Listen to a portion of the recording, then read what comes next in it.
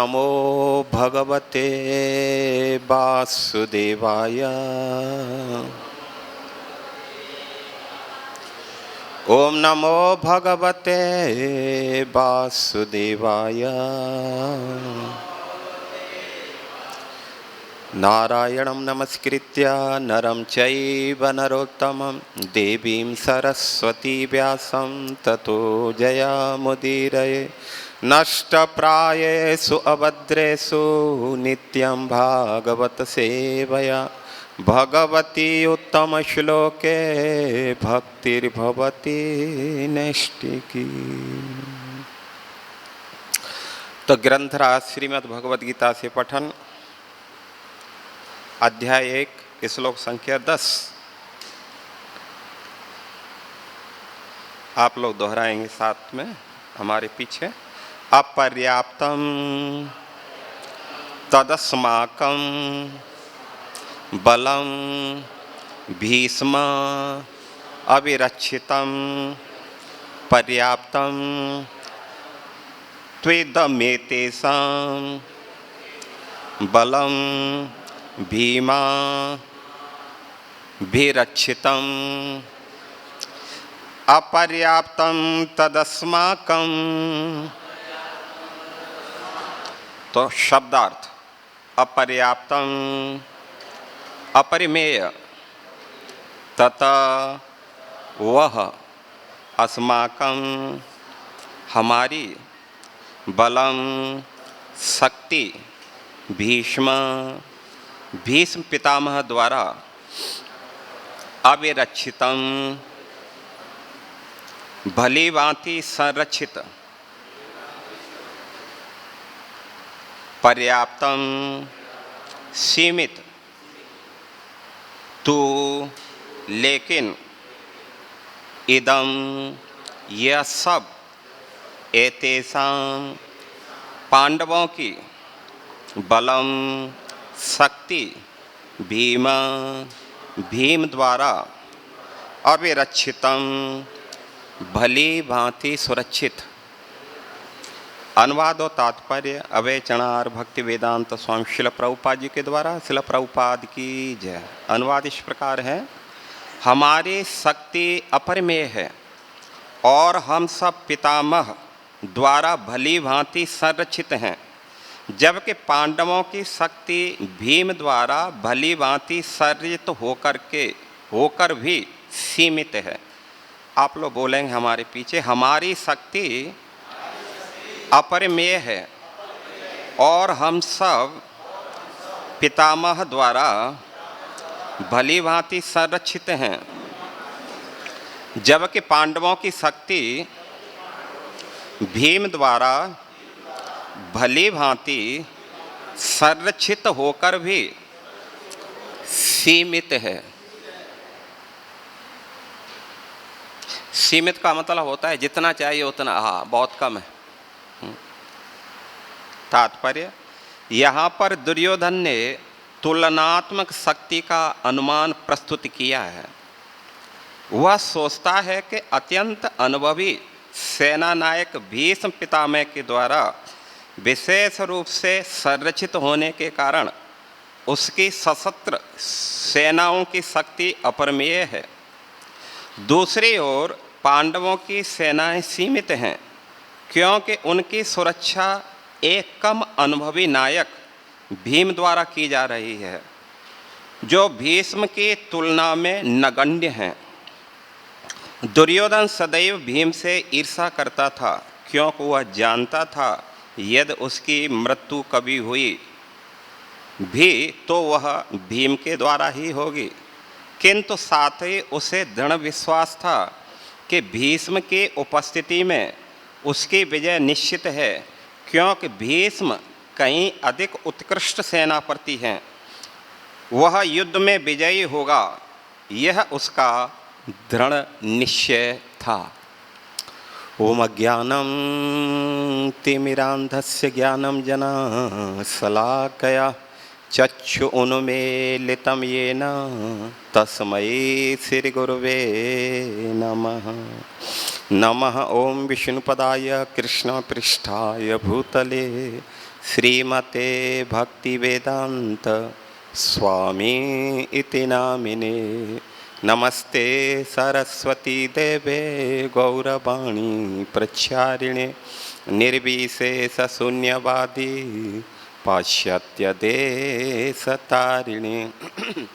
हे कृष्ण करुणा सिंधु दीनबंधु जगतपते गोपेश गोपिका कांत राधा कांत नमोस्तुते। तप्त कांचन गौरांगे राधे वृंदावनेश्वरी वृषभानुसुते देवी प्रणमामि हरिप्रिये। आराध्यौ भगवान ब्रजेश तनय ततधाम वृंदावनम रम्या कांचित उपासना ब्रजवधू बरगेण या कल्पिता। श्रीमद्भागवतं प्रमाण अमलं प्रेमापुमार्थो महान् श्री चैतन्य महाप्रभु मतमिदं तत्रादरौ न परः। वाञ्छा कल्पतरुभ्यस्य च कृपा सिन्धुभ्य एव च पतितानां पावनेभ्यो वैष्णवेभ्यो नमो नमः। जय श्री कृष्ण चैतन्य प्रभु नित्यानंद श्री अद्वैत गदाधर श्रीवासादि गौर भक्त वृंद।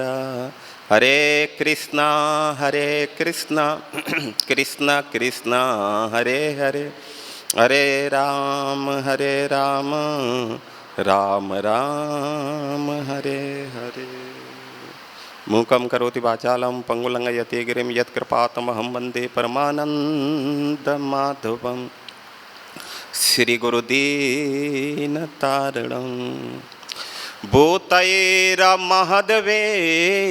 इमां पुरो विभो निर्मायस्यते यदमुष पुरुष भुङ्क्ते गुणान् षोडशात्मकं सोऽलङ्कृशिष्ट भगवान् बचांसि मे।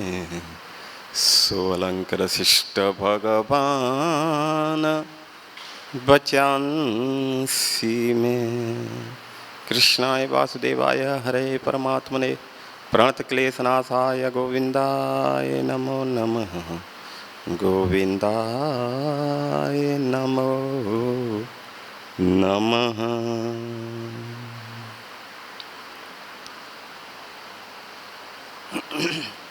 हरे कृष्णा माता जी।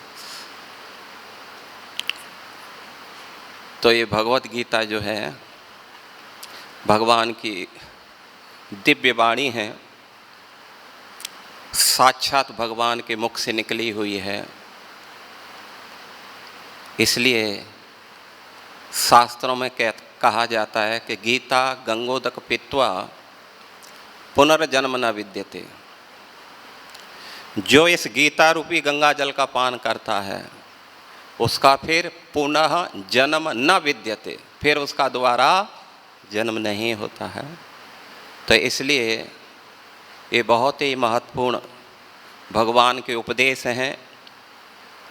आप सभी जानते हैं कि जो राम का जो आचरण है अनुकरणीय है, लेकिन कृष्ण का जो आचरण है वो अनुसरणीय है।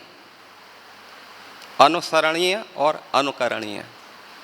अनुकरणीय का मतलब होता है प्रभु श्री राम ने अपने आचरणों के द्वारा सिखाया। यदि कोई इस प्रकार आचरण करता है तो समाज के अंदर एक परफेक्ट वो व्यक्ति माना जाता है।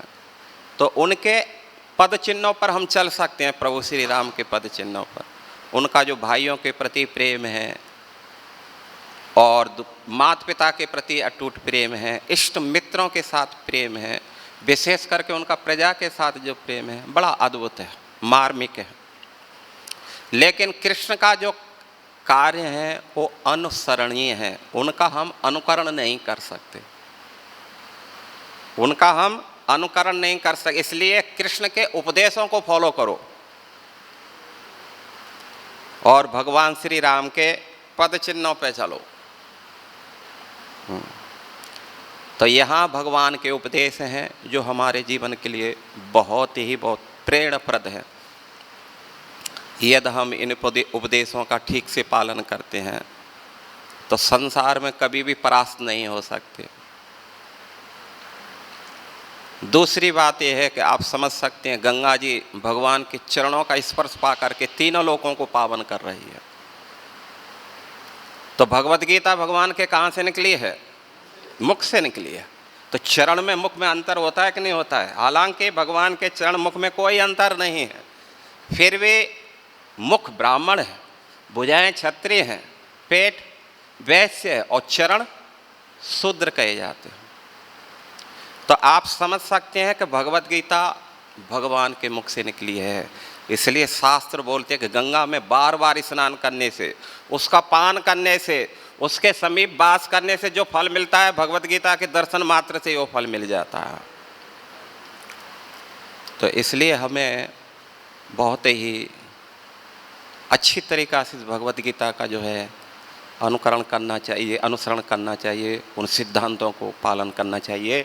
तो ये जो प्रसंग चल रहा है, हम सुन चुके हैं किस प्रकार दुर्योधन अपनी कूटनीति के द्वारा गुरु द्रोणाचार्य को प्रसन्न करना चाहता है।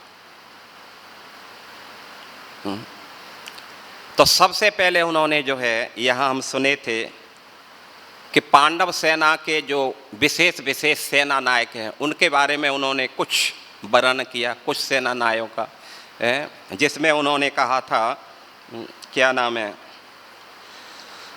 हाँ, अत्र सूरा महेश्वासा भीमा अर्जुन समायुधि युद्धान विराटश्च सात्विकिश्च पराजितः दुष्टकेतु चिकित्सान काशी राज्यस्य वीरवान पुरजित कुंती भोजस्य सेवस्य नरपुंगम युधा मनुष्य विक्रांत उत्तम मौजास्य वीरवान सौभद्रो द्रौपदेयास्य सर्व एव महारथा। सर्व एव महारथा, ये सारे के सारे कैसे हैं? महारथी। सैकड़ों जो है रथियों से जो है युद्ध कर सकती हैं, सेनाओं से युद्ध कर सकते हैं।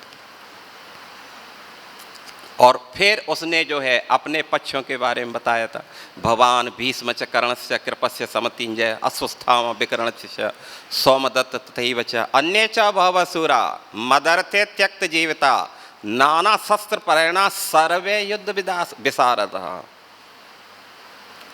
तो दुर्योधन पिता द्रोणाचार्य को बता देना चाहते हैं कि जो है ना अन्य च बहवा सूरा, हालांकि उन्होंने कुछ ही भगवान, एक तो द्रोणाचार्य का नाम लिया, भीष्म पितामह का लिया, कृपाचार्य का लिया, कर्ण का लिया और समतिंजय अश्वस्थामा का लिया, विकर्ण का लिया, ये लगभग 5-6 नाम उन्होंने लिए।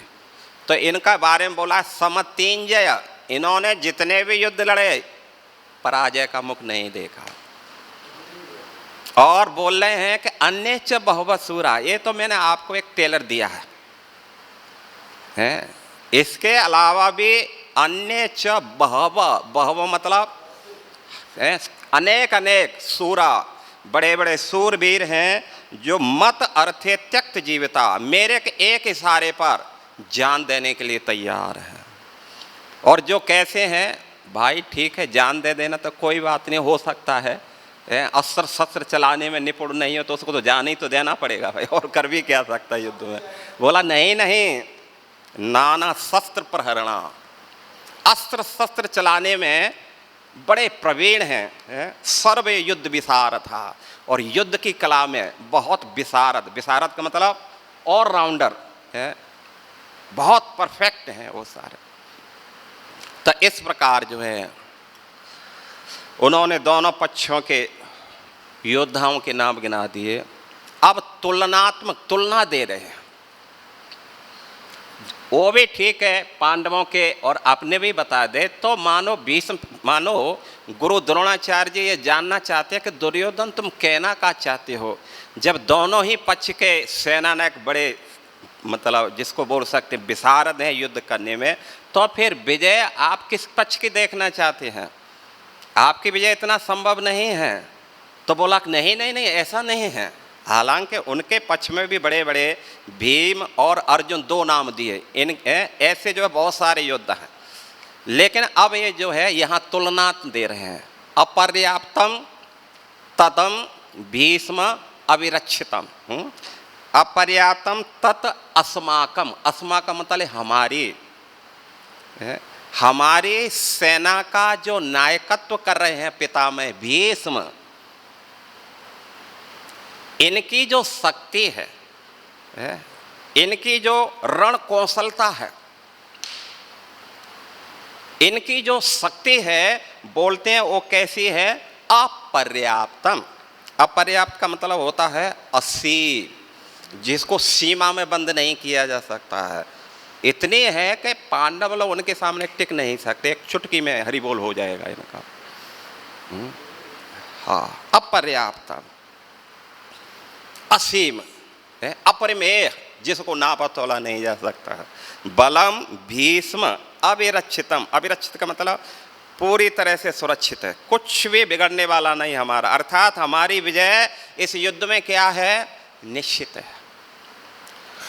तो इस बात को जो है दुर्योधन क्यों कहना चाहता है, तो दुर्योधन इसलिए बताना चाहता है क्योंकि दुर्योधन इस बात को जानता है कि पितामह भीष्म, भीष्म द्रोण तटा जयद्रथ जला गंधारी नीलोत्पला शल्य ग्राहवती कृपेण बहनी कर्णेन वेलाकुला अस्वस्थामा विकर्ण घोर मकरा दुर्योधन वर्तनी शौतीणा खल पांडवई रण नदी कैवर्तक केशव। ये भीष्म द्रोण उस महासंग्राम के 2 ऐसे तट हैं, किनारे हैं, जिनको पार करना इतना आसान नहीं होगा। आप सभी जानते हैं पितामह भीष्म जो है, पिताजी के द्वारा इनको वरदान दिया गया था, इच्छा मृत्यु का वरदान। कभी भी यदि ये नहीं चाहेंगे तो कोई भी, ये कभी मरने वाले नहीं, कोई इनको मार नहीं सकता। दूसरी बात यह है, उन्होंने कई सारे युद्ध जीते, अनेक अनेक युद्ध लड़े, कभी भी उन्होंने पराजय का मुख नहीं देखा, बहुत अनुभवी थे वो। और तीसरी बात यह है, पितामह भीष्म की जो शक्ति है, जब वो रणभूमि में खड़े हो जाते थे, देवता भी उनका सामना नहीं कर सकते हैं। रण कौशल, उनकी शक्ति का माप देवता भी नहीं लगा सकते हैं। परशुराम जी जब वो, और उसका एक परिचय मिलता है कि जब काशी नरेश की 3 कन्या थी, अम्बा, अम्बालिका और अंबिका। अम्बा, अंबिका और अम्बालिका, ये 3 कन्या थी। तो इन तीनों कन्याओं के लिए बड़े बड़े देश विदेश से, सारे संसार से बड़े बड़े राजा महाराज लोग वहाँ पर उपस्थित हुए थे विवाह करने के लिए। लेकिन चूंकि स्वयंवर का वो था, तो स्वयंवर में ये होता है कि कन्या जिस वर को वरण करेगी उसके गले में माला डाल देगी, बस। लेकिन पितामह भीष्म ने क्या किया, पितामह भीष्म गए अकेले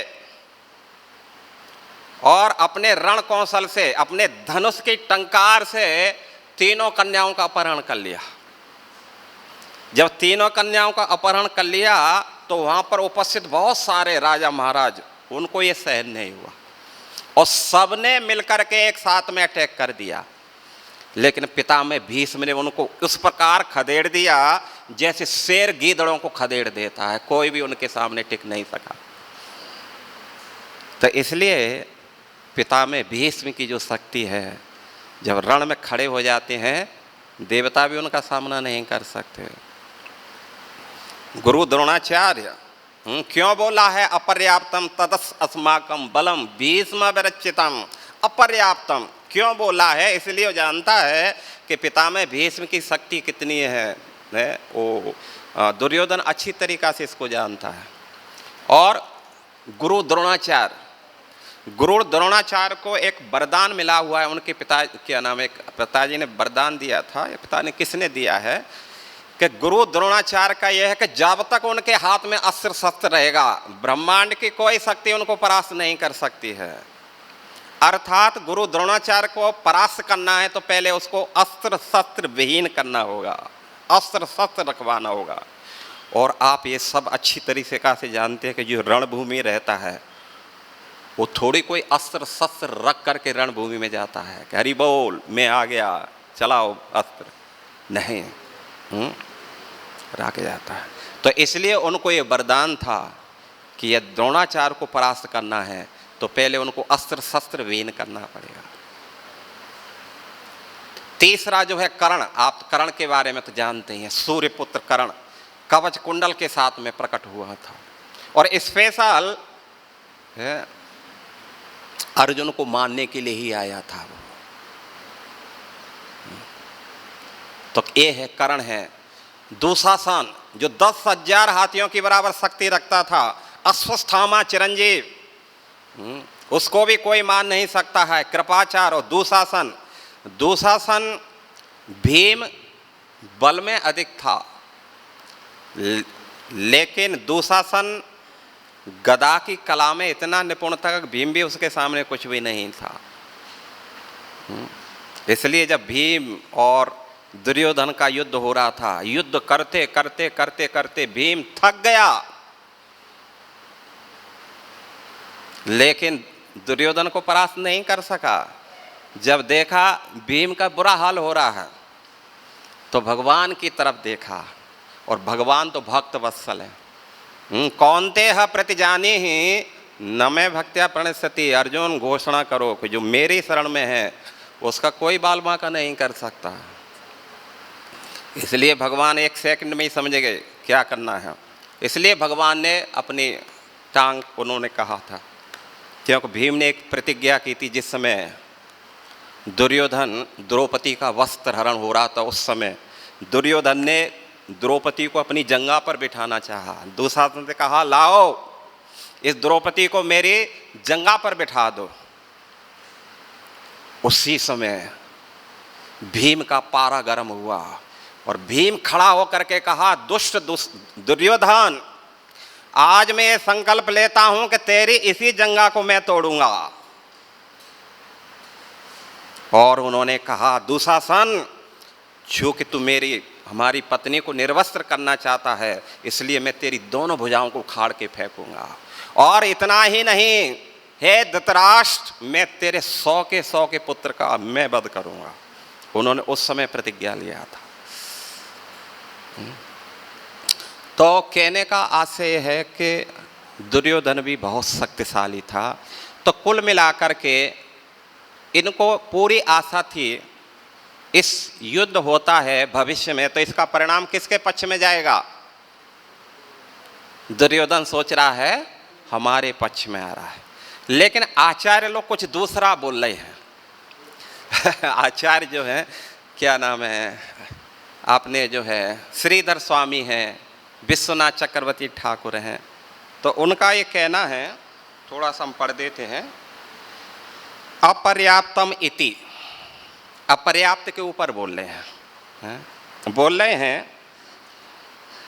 तद तथा भूतैर वीरयुक्तम अपि, मतलब तथा भूतै वीरयुक्तम अपि, मतलब जो युक्ति उन्होंने दिया दुर्योधन ने, तो उसके बारे में बता रहे हैं कि भीष्म एन अभिरक्षन्तिम अपि अस्माकं बलम सैन्यम पर्याप्तम तै सह योद्धुम अस्मरति भांति। तो श्रीधर स्वामी बोल रहे हैं कि भीष्म के द्वारा जो सेना की रक्षा की जा रही है या पितामह भीष्म जिस सेना का नायकत्व कर रहे हैं, बलम सैन्यम अपर्याप्तम ते, उनकी सेना का जो बल है अपर्याप्त, जो पर्याप्त नहीं है, जितना चाहिए उतना नहीं बल है, अर्थात उनको परास्त होना पड़ेगा। सह योद्धुम असमर्ति भांति, इसलिए उनके साथ में युद्ध करना बहुत कठिन हो जाएगा, असमर्थ होंगे, ये समर्थ नहीं हो पाएंगे। और इदम तो एतेषां पांडवानां बलम, दूसरे पांडवों के बारे में बोले हैं, इदम तो एतेषां पांडवानां, लेकिन जो पांडव हैं, बलम भीमम एन अविरक्षन्ति, जिस सेना का नायकत्व भीम कर रहे हैं, सत पर्याप्तम समर्थम भांति, वो पर्याप्त है सफलता के लिए, जितनी सफलता के लिए बल चाहिए पर्याप्त है उनके पास में, कम नहीं है। और भीष्मस्य अयम पक्षपातित्वात्, दूसरा सिद्धांत दे रहे हैं। क्यों अपर्याप्त है, तो दूसरा एक पद दे रहे हैं कि पितामह भीष्म के बारे में बता रहे हैं, गुरु द्रोणाचार्य के बारे में बता रहे हैं। बोल रहे हैं भीष्मस्य उभयम पक्षपातित्वात्, पक्षपात हो रहा है यहाँ। क्या है, तो अस्मत् बलम पांडव सैन्यम प्रति समर्थम, बोल रहे हैं पितामह भीष्म और गुरु द्रोणाचार्य दोनों खड़े तो कौरव सेना में हैं, लेकिन मन उनका किधर है, पांडवों की सेना में है। इसलिए उभय है, उभय पक्षी हो गए, ये जो है मन लगा करके युद्ध नहीं करेंगे। जब मन लगा के युद्ध नहीं करेंगे तब तो जो है समस्या तो आएगी आएगी। तो इसलिए खड़े हैं।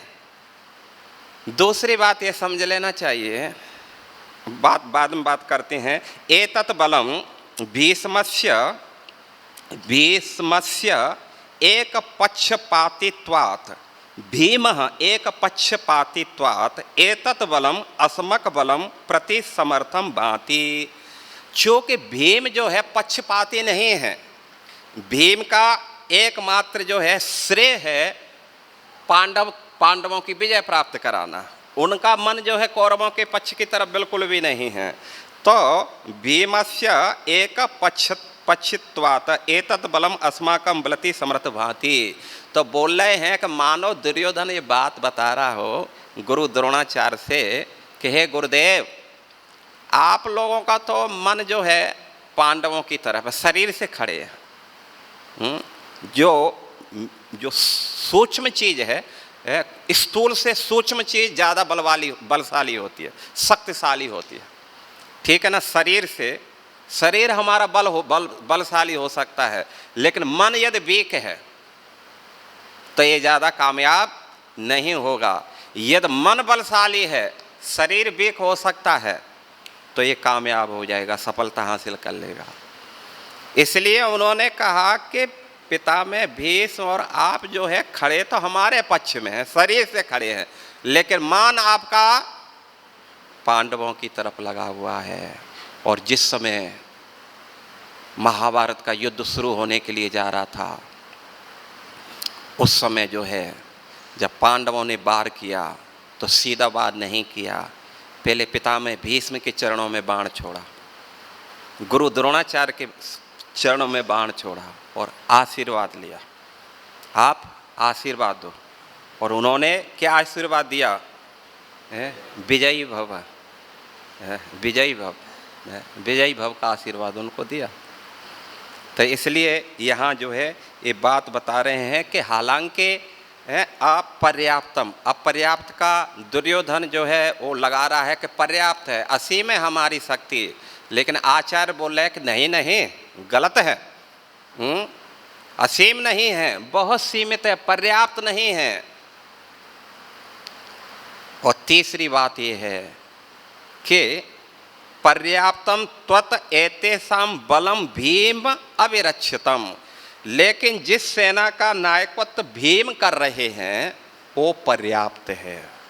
क्यों पर्याप्त है, तो पर्याप्त इसलिए है, आप सभी जानते हैं कि सबसे पहले यत्र योगेश्वर कृष्ण, इस संजय ने इसको क्लियर किया था।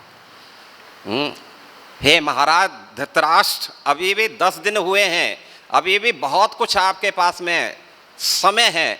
यदि जितने बचे कुचे हैं उनकी रक्षा करना चाहते हैं, अभी भी आप सुधर जाइए, अभी भी बात मान लो, युद्ध को बंद करा दो। क्योंकि यत्र योगेश्वर कृष्ण यत्र पार्थो धनुर्धर तत्र श्री विजयो विभूति ध्रुवा नीतिर मतिर ममः मतिर ममः। ये मेरा मत है, संजय बोला, संजय स्टेटमेंट दे रहा है। भगवान श्री कृष्ण है, बस अपनी विजय भूल जाइए। जहाँ कृष्ण है वहीं विजय है, वहीं साम्राज्य जाएगा, आपका ऐश्वर्य वहाँ जाएगा, सब कुछ वहाँ जाएगा। और अपर्याप्त के बारे में 1-2 बात और बताएंगे हम आप लोगों को। हालांकि जो धर्म था दोनों पक्षों में है। कौरव के पक्ष में विदुर के रूप में धर्म है और पांडवों के पक्ष में युधिष्ठिर महाराज के रूप में धर्म है। लेकिन कौरवों के जो पक्ष में विदुर जी हैं, हर समय उनको अपमान सहन करना पड़ता है, कभी भी उनकी जो है बात को नहीं सुना जाता है। और अंत में तो जब भगवान शांति दूत बन करके गए थे और भगवान ने प्रस्ताव रखा कि पांडवों का ऐसा सोचना है, कुंती भुआ का ऐसा मानना है कि भाई वो युद्ध नहीं चाहते हैं, 5 गांव दे दो और बाकी सारा साम्राज्य तुम रख लो। लेकिन उसी दुर्योधन ने खड़े होकर के कहा, हे वासुदेव, तुम तो 5 गांव की बात करते हो, लेकिन मैं कहता हूँ बिना युद्ध किए सुई की एक नोक रखने के बराबर भी हम जमीन नहीं दे सकते। यदि युद्ध करो जमीन लो, नहीं तो जो है आपको हम एक सुई की नोक, आप सोच सकते हैं, सुई की नोक रखने के बराबर जमीन नहीं दे सकते। उस समय विदुर जी ने खड़े होकर के कहा था, महाराज धृतराष्ट्र, ये आपका पुत्र नहीं, वास्तव में ये तो साक्षात आपके कुल में पाप है, और यदि आपने इसका परित्याग नहीं किया तो ये पूरे वंश को डुबा देगा। अभी भी महाराज समय है, सुधर जाइए।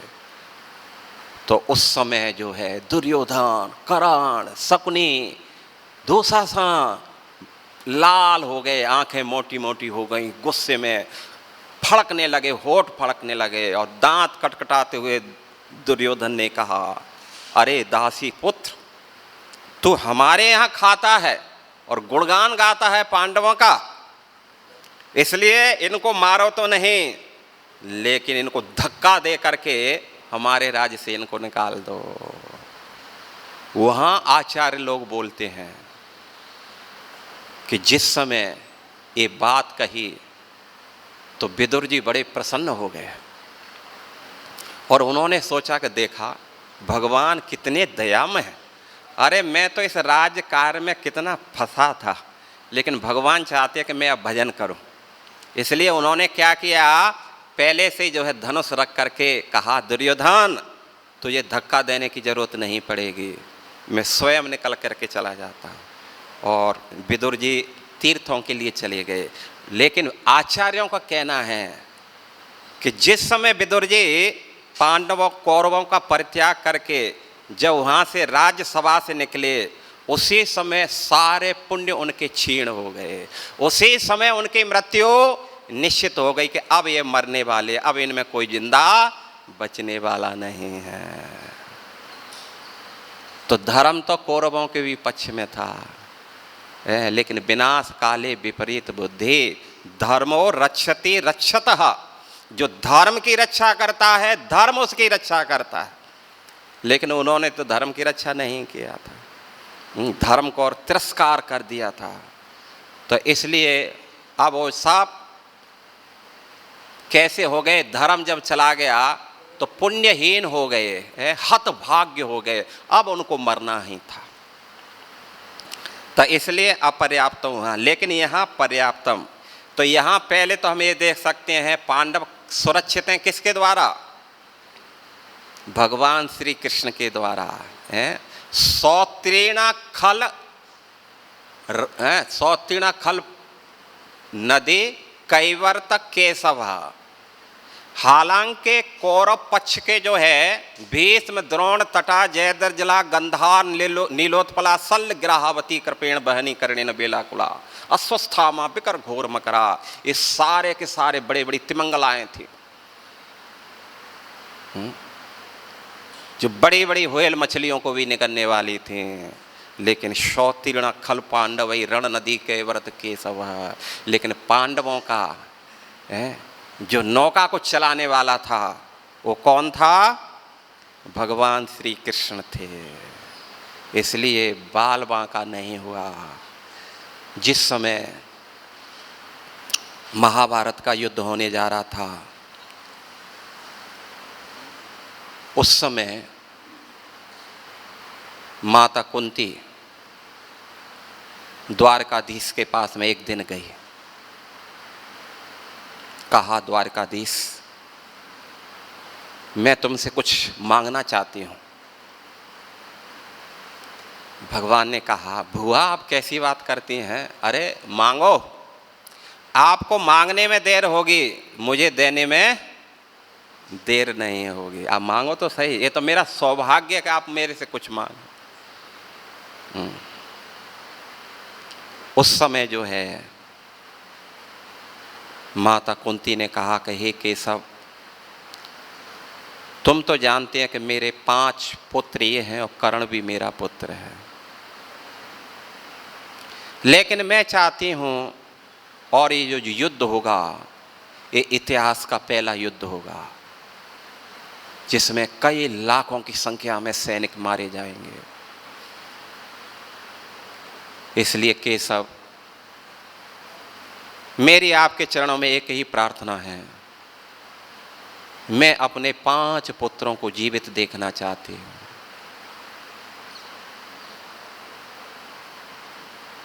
भगवान कुछ समय के लिए थोड़ा सोच में पड़ गए कि इस महाभारत के संग्राम में भीष्म, द्रोण, धृतराष्ट्र के 100 पुत्र, जयद्रथ, शल्य, बड़े बड़े अतिरथी जो है इसमें जाने वाले हैं। तो पांडवों में तो केवल कुछ ही थे।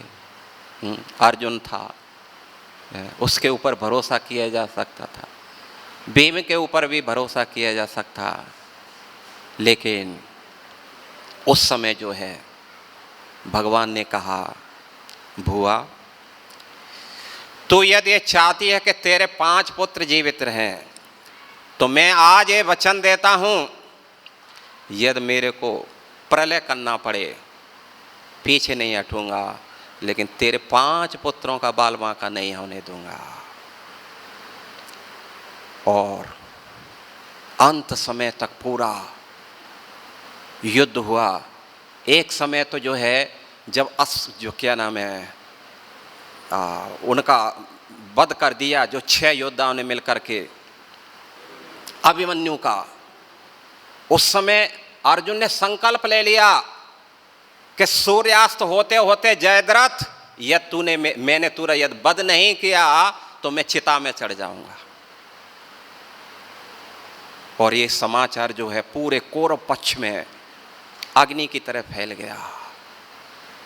पूरा इमरजेंसी जो है मीटिंग हुआ, कैसे जयद्रथ की रक्षा करना है। काल पूरी जी जान लगा करके जयद्रथ को बचाना है। और यदि जयद्रथ बच गया तो अर्जुन को फिर चिता पर चढ़ना ही होगा। और अर्जुन यदि चिता पर चढ़ गया तो हमारी जीत पक्की है।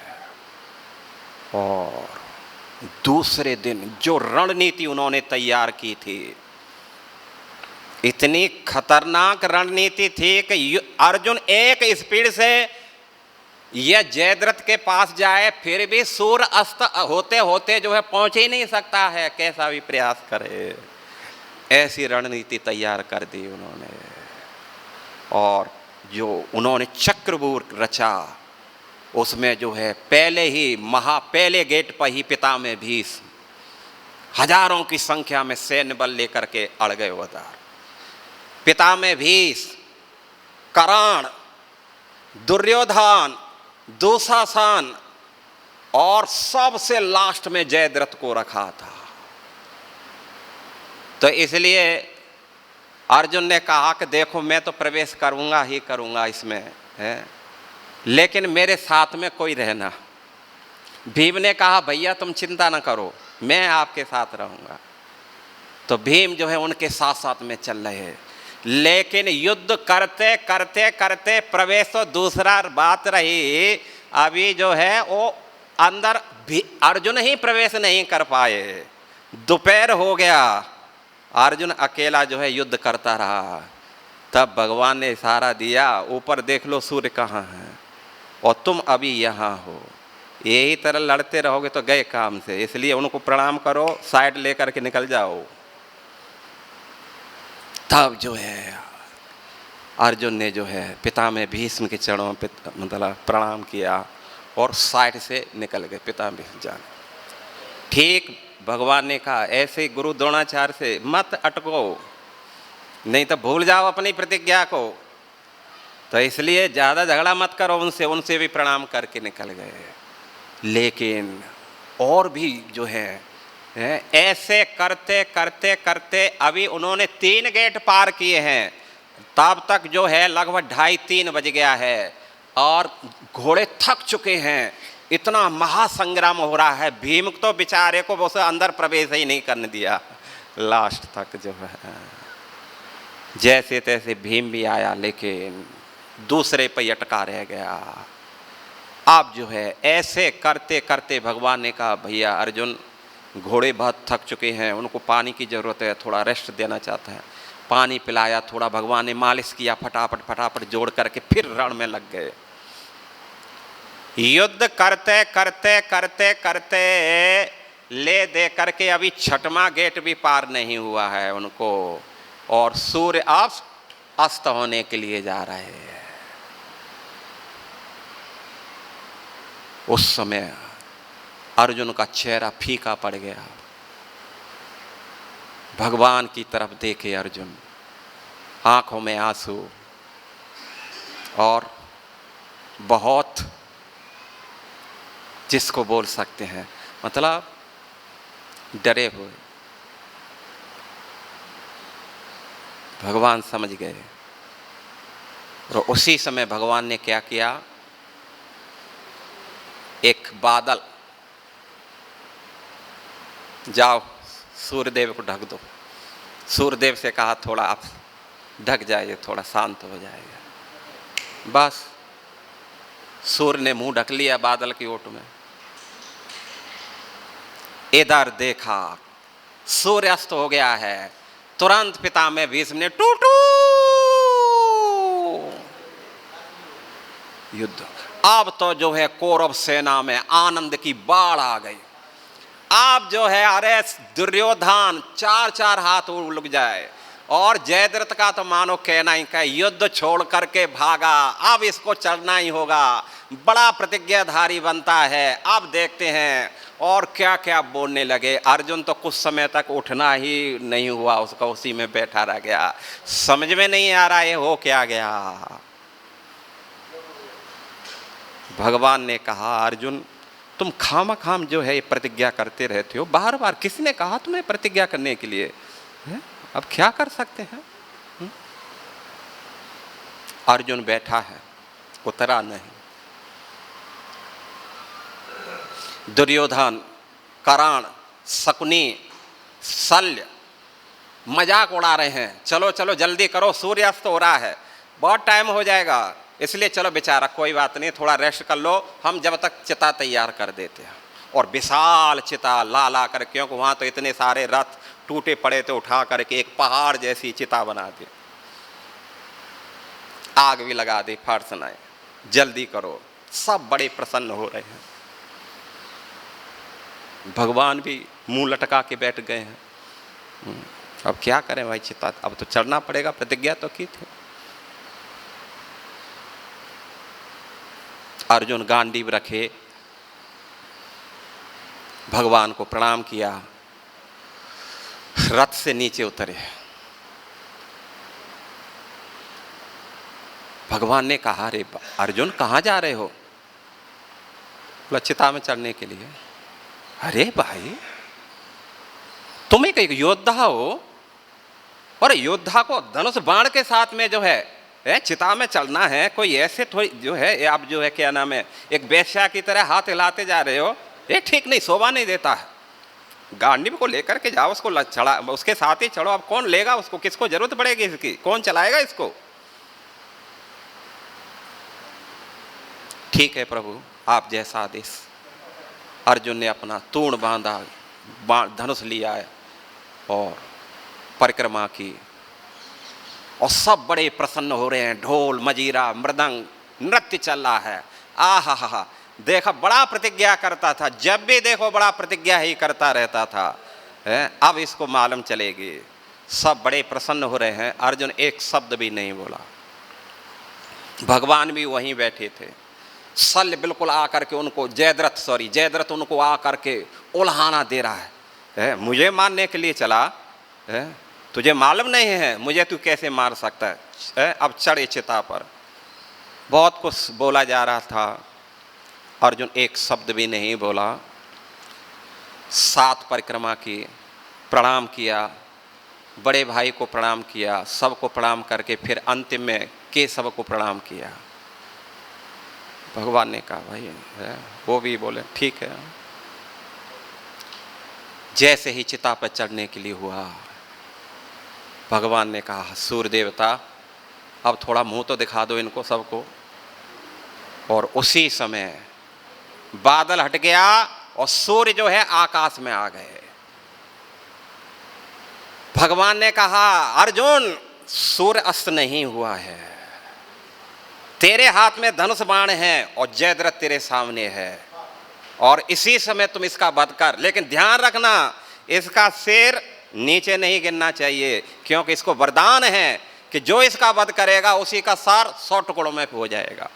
इसलिए इसको जो है सर में इतने बाण मारो। इनके पिताजी जो है हिमालय की तलहटी में तपस्या कर रहे हैं, इनका सर जो है उनके पिता की गोद में ही गिरे। और अब क्या था, अब शल्य भागना भी मुश्किल, घोड़ा उनका रथ तो 1000 किलोमीटर दूर खड़ा है। आप तो जो है असहाय है। आप क्या था, अर्जुन ने गांडीव लिया और बाण चढ़ा है, जो बाण चढ़ा करके खींच करके मारा, जयद्रथ की गर्दन कट करके सीधी जो है बाण मारते मारते हिमालय में जो है जो उनके पिताजी जो है तपस्या कर रहे थे उनकी गोद में फेंक दिया। और जैसे ही उनकी गोद में पड़ा, ब्लास्ट हुआ, धड़ा, दोनों के दोनों हरि वो। तो पर्याप्तम इनके द्वारा मतलब उनकी मतलब सेना सुरक्षित है, भगवान है। दूसरा पांडवों के पक्ष में धर्म है, तो इसलिए धर्मराज की यहाँ पूजा हो रही है, उनके आदेश का पालन होता है, तो इसलिए सुरक्षा है। धर्मो रक्षति रक्षतः, धर्म की यहाँ रक्षा है, इसलिए वो सुरक्षित है, उनके ऊपर भी आँच आने वाली नहीं। और तीसरा जो है, इन सभी का मनोबल एक है, इनमें कोई दो पक्षी नहीं है, भेदभाव नहीं है, सबका एक मत है, इसलिए पर्याप्तम। त्वत एतेषां बलम भीम अवरक्षितम, बलम भीम, भीम के द्वारा जिस सेना की रक्षा की जा रही है, सुरक्षा की जा रही है, पर्याप्तम बलम, जितना चाहिए उतना सफिशिएंट है। तो इस प्रकार जो है हम देख सकते हैं। हालांकि बहुत सारी बातें जो कहने के लिए, लेकिन चूँकि टाइम हो गया है तो इसलिए हम यहीं समाप्त करते हैं। किसी का प्रभुपाद जी ने थोड़ा 1 मिनट में बोल देते। प्रभुपाद जी विशेष करके बात बता रहे हैं कि वो जो है भीम की जो सेना है उसको बहुत सीमित करके आंक रहा है, लेकिन प्रभुपाद जी ये बात बता रहे हैं कि दुर्योधन सदैव भीम से ईर्षा करता है, क्योंकि वह जानता कि यदि उसकी मृत्यु हुई तो वह भीम के द्वारा ही होगी। तो दुर्योधन बचपन से ही भीम की शक्ति से परिचित था। खेल खेल में जब खेलते थे तो 2 कौरवों को मिला करके ऐसे भीम जो है क्या सर से सर फोड़ देता था। कभी कभी किल्ली डंडा खेलते थे, खेल खेल में जो है कौरव जो है पेड़ पे चढ़ जाते थे, भीम क्या करता, तने को पकड़ करके हिला देता था, जैसे पक्के फल नीचे गिरते ना ऐसे सब गदगद करके गिर जाते थे। इसलिए भीम को, सॉरी, दुर्योधन को मालूम था भीम कितना शक्तिशाली है। और जब इसने जो है जहर दे दिया था, गंगा में फेंक दिया था, बाद में तो और शक्तिशाली होकर के आया। इसलिए हमेशा इस भीम की शक्ति से परिचित होने के कारण, हालांकि पांडवों के पक्ष के सेनापति भीम नहीं है, कौन है? दुष्योधन है। लेकिन यहां जो है भीम को बोला जा रहा है। जब सेनाओं के जो है नाम गिनाए जा रहे हैं, अत्र सूरा महेश्वासा भीम अर्जुन समायुधि, वहां भी भीम का पहले नाम दे रहा है, क्योंकि भीम उसके जो है दिमाग में चढ़ा हुआ है, कभी मरूंगा तो ये दुष्ट मेरे को मारेगा। इसलिए दुर्योधन ने पहले से एक भीम की बहुत बड़ी प्रतिमा बना करके अपने घर में रखी थी, और उससे वो मतलब गदा युद्ध करता रहता था, उसको उससे जो है मारने का प्रयास करता रहता था। तो कुल मिलाकर के जो है बहुत सारी बातें, लेकिन यहीं समाप्त करेंगे। एक आध प्रश्न है तो आप पूछ सकते हैं, नहीं तो हरे कृष्णा। किसी का प्रश्न है, कुछ पूछना चाहेंगे? है?